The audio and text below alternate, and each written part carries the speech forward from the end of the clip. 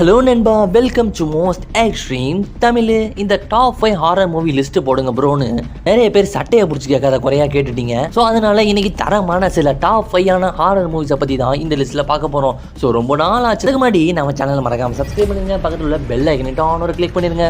இந்த படத்தெல்லாம் பார்க்கறதுக்கு தில்லெல்லாம் வேணாங்க, 1 GB நெட் இருந்தால் போதும். ஸோ வீடியோக்குள்ளே போகலாம். இன்னைக்கு நம்ம 5th பிளேஸை பிடிச்சிருக்க movie the craft legacy. So இந்த படம் ஒரு ஹாரர் ஃபேண்டசி மூவியாக இருக்கனால நிறைய பேருக்கு தெரிஞ்சிருக்க வாய்ப்பில் 2020 தான் வந்திருக்கு. ஸோ 1996 த கிராஃப்ட்னு ஒரு ஹாரர் மூவி ரிலீஸ் ஆயிருக்கு. ஸோ அதோட 2வது பாகம் கூட அதை சொல்லலாம். பட் அந்த அளவு இது ஹாரராக இருக்குமா அப்படின்னா ஒரு நேரம் வாய்ப்பு இருக்குங்க. போன மூவியவே இந்த மூவி மிஞ்சிருச்சுன்னு கூட சொல்லலாம். அடுத்த கதை வேற ஒன்றும் இல்லை, அதாவது மந்திரவாதம் தெரிஞ்ச ஒரு பயங்கரமான ஸ்கூலு. ஸோ இந்த ஸ்கூலில் 3 பொண்ணுங்க, அதாவது நீர் நிலம் காற்றுன்னு சொல்லிட்டு நிறைய சக்திகள்லாம் வச்சிருக்கிற ஒரு 3 கேர்ள்ஸு ஒரு ரிச்சுவல் பண்ணுறாங்க. ஸோ அப்படி பண்ணும்போது அவங்களுக்கு 4வதாக ஒரு ஆள் தேவைப்படுறாங்க. ஸோ அதனால இவங்க ரொம்பவே திணறிக்கிட்டு இருக்காங்க. அப்பன்னு பார்த்து அந்த ஸ்கூலுக்கு நம்ம ஹீரோயின் வராங்க. இவங்களும் அவங்க கூட சேர்ந்துக்கிட்டு அவங்களோட பவர்ஸை வச்சுக்கிட்டு ஸோ என்னென்னமோ மாயவத்தைகள்லாம் பண்ணுறாங்க. ஸோ இதுக்கு இடையில ஃபர்ஸ்ட் ஆஃப் ஃபுல்லாகவே பயங்கரமான ஒரு ஹாரர் மிஸ்ட்ரியாக போயிருக்கு. ஸோ ஹாரரை விட மிஸ்ட்ரி போயிருக்கனால இந்த படத்தை பார்க்குறதுக்கு கொஞ்சம் சுமாராக இருந்தாலும் போக போக நம்ம அடுத்து என்ன நடக்கும்னு கெஸ் பண்ண முடியாமல் சூப்பராகவே போயிருக்கு. ஆனால் செகண்ட் ஹாஃப் தான் கொஞ்சம் சொதப்பிட்டாங்களான்னு தோணுது, முக்கியமாக கிளைமேக்ஸு. ஸோ அதனால் இது ஹாரர் மூவி தான், பட் பார்க்கலாமா வேணாமான்னு கேட்டிங்க. மேபி ஹாரர் மூவி பார்த்து எல்லா மூவியும் பார்த்துட்டேன் அப்படின்னு நினைக்கிறவங்க மட்டும் இந்த மூவியை ட்ரை பண்ணி பாருங்கள்.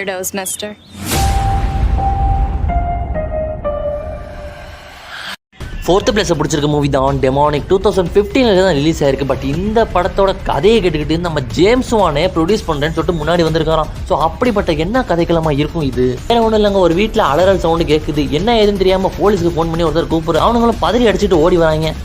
பார்த்தா ஒரு 6 பேர் செத்து கிடக்குறாங்க. ஆனால் அதில் ஒருத்தன் உயிரோட இருக்கான். அவனை பிடிச்சி இழுத்துட்டு ஏன்டா அவங்க செத்து போனான்னு கேட்டால் அவன் கொடுக்குற பயங்கரமான தகவலை கேட்டாலே சும்மா அள்ளு உழுது.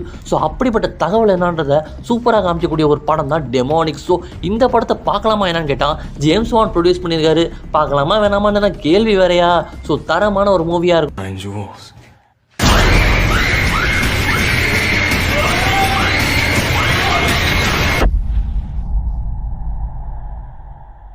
நம்ம லிஸ்ட்டில் 3rd பிளேஸை பிடிச்சிருக்க மூவி தான் evil dead part 4. So foreign மூவிஸ்லேயே ஃபஸ்ட்டு வந்த ஒரு ஹாரர் மூவினா அது ஈவில் டெட்டாக தான் இருக்கும். ஸோ அதில் பார்ட் 4 தான் நம்ம இன்றைக்கி பார்க்க போகிறோம். ஸோ படத்தோட கதை என்னன்னு பார்த்துடலாம். ஸோ நிறைய பேர் கமெண்ட் பண்ணியிருந்தீங்க, ப்ரோ ஸ்பாய்லர்ஸ் எல்லாம் உடைக்காதீங்கன்னு. நான் இன்றைக்கி ஃபுல் கதையும் சொல்ல மாட்டேங்க, போங்க. இன்றைக்கி நான் ஓரளவு தான் சொல்லுவேன், வேறு ஒன்றும் இல்லைங்க. ஒரு காட்டுக்குள்ளே ஒரு 5-6 ஃப்ரெண்ட்ஸு காரில் வந்துகிட்டு இருக்காங்க. வரும்போது அந்த காட்டுக்கு நடுவில் தான் இவங்க கார் பஞ்சர் ஆகும் போல இருக்குது. பஞ்சர் ஆகணும்னு சும்மா தள்ளிட்டு போகாமல் அதை விட்டு ஒரு வீட்டுக்குள்ளே போகிறானுங்க. வீட்டுக்குள்ளே போனதுக்கப்புறம் பேஸ்மெண்ட் கட்டியில் தான் பேய் இருக்குன்னு தெரிஞ்சிருச்சு. ஒரு பேய் தான் பத்தாது, பல பேய் இருக்குது. ஸோ இதுக்கப்புறம் என்ன ஆகுதுன்னு தான் கதை. மேலே ஒரு கதை இருக்குது, பட் சொல்ல மாட்டேன், நீங்கள் போய் பார்த்துக்கங்க.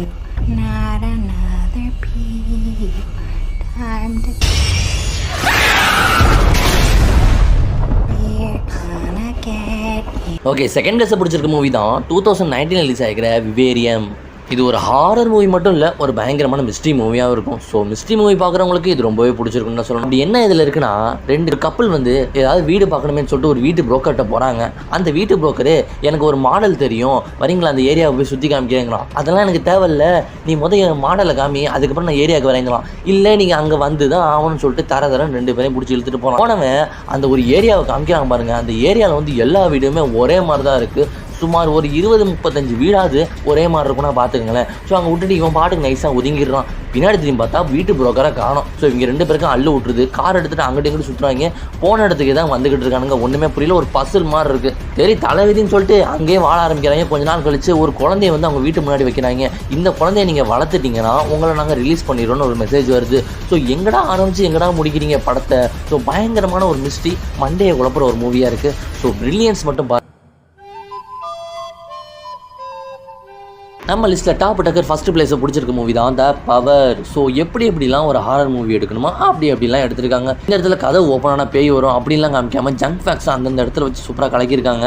பத்தோட கதைக்கு ஸ்ட்ரைட்டாக போயிடலாம். வேறு ஒன்றும் இல்லை, இங்கே எந்த குரூப் படித்தாலும் வேலை கிடைக்காதுன்னு சொல்லிட்டு ஒரு நர்சிங் குரூப் எடுத்து நம்ம ஹீரோயின் படிக்கிறாங்க. படிச்சுட்டு ஒரு ஹாஸ்பிட்டலுக்கு நாள் நர்ஸாக வராங்க. வந்ததுக்கப்புறம் தான் தெரிஞ்சு அது ஒரு அமானுஷமான ஹாஸ்பிட்டல். அது மட்டும் இல்லாமல் இங்கே நைட் டைம் ஆனால் கரண்ட் போயிடும் அப்படின்னு ஒரு கெஸ்ஸிங்கில் இருந்துச்சு. ஸோ இவங்க உள்ளே போய் பார்த்தாங்க. உள்ளே போனோன்னே அங்கே ஒரு பெரிய நர்ஸு இதுக்கு பயங்கரமான வேலை வச்சுட்டாங்க. வந்த நாளே அப்பா அது என்ன அப்படின்னா, இன்றைக்கி நைட் ஷிஃப்ட்டு பார்க்குற எல்லாரையும் பார்த்துக்கிறேன்னு சொல்லிட்டு இவங்க எல்லாம் போயிடுறாங்க. இந்த அம்மா நைட் ஷிஃப்ட் பார்க்குற நேரத்தில் தான் இங்கே கரண்ட்டும் கட் ஆயிடுச்சு.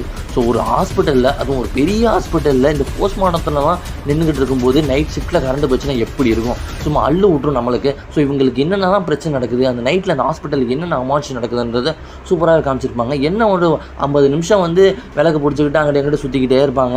ஸோ அதுக்கப்புறம் தான் ஜங்க் ஃபேக்ட்ஸ், ஹாரர் சீன்ஸ் எல்லாம் வர ஆரம்பிக்கும். ஒரு நல்ல ஹாரர் மூவி தான். தாராளமாக எனக்கு கடவுளை துணையா அனுப்பு. என் பக்கத்திலே இருந்து என்னை பார்த்துக்க. என்னோட கார்டியனா இருந்து என்னை காப்பாத்திக்கிட்டே இரு.